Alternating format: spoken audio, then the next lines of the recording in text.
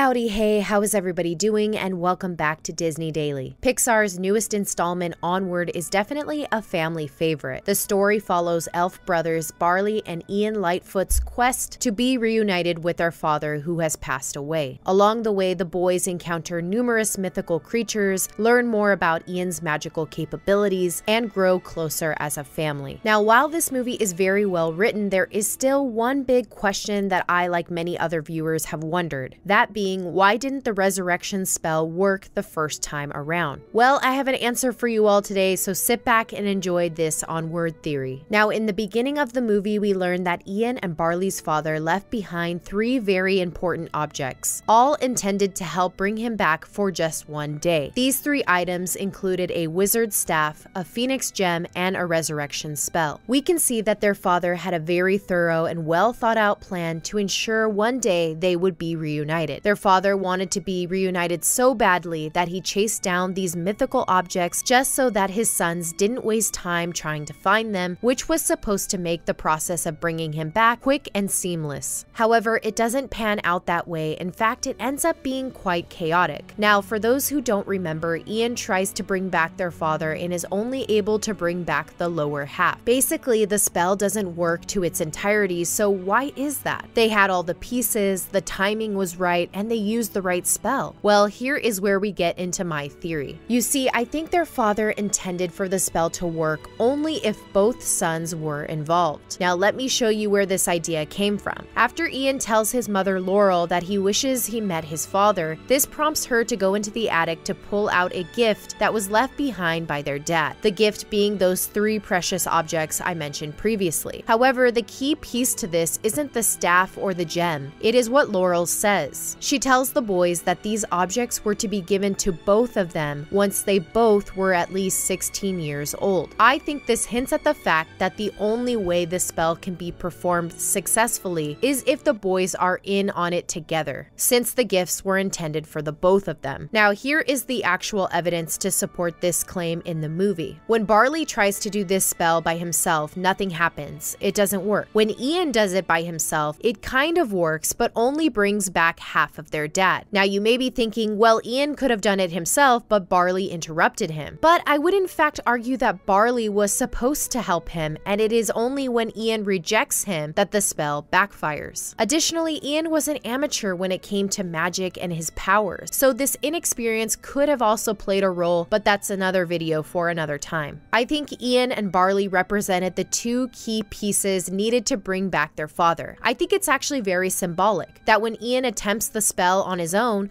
only half of his father is brought back. You see, it's actually very poetic. Their father lives on not just in one son, but in both. Therefore, in order to have both parts of their father return, both brothers needed to be a part of the process. Now, I know what you are thinking, well, that still doesn't prove that both of them are needed. And to that I say, let's just look to the ending. At the end of the movie, Ian has mastered his new magical powers, and they have successfully obtained a new phoenix gem, so the spell should work, right? Ian should be able to complete it. Well, it doesn't work, and in fact, we see Ian struggling once again as he did previously, and it isn't until Barley steps in that the spell is completed and their father returns for a very brief visit. So you see, both boys were crucial and played a pivotal role in their father's return to life. Although Barley isn't magical, he brought something else to the table. Not only his strength, which seemed to help Ian stay grounded during the spell, but his love for Ian. Plus, the combined love both boys have for their father and the hopes to see him again one day could have helped bring that to fruition. Additionally, I think the staff and the phoenix gem represented the 2 boys. Ian represents the wizard staff because he is the brother who has magical powers, whereas Barley represents the phoenix gem, and here's why. You see, a phoenix is a mythological bird who, when they die, turns into ashes. However, from those same ashes, they are reborn. This being very similar to that of Barley's role in Ian's life. When their father died, it is Barley who is reborn into this new role. He becomes a father figure. Barley became the one who would look after him,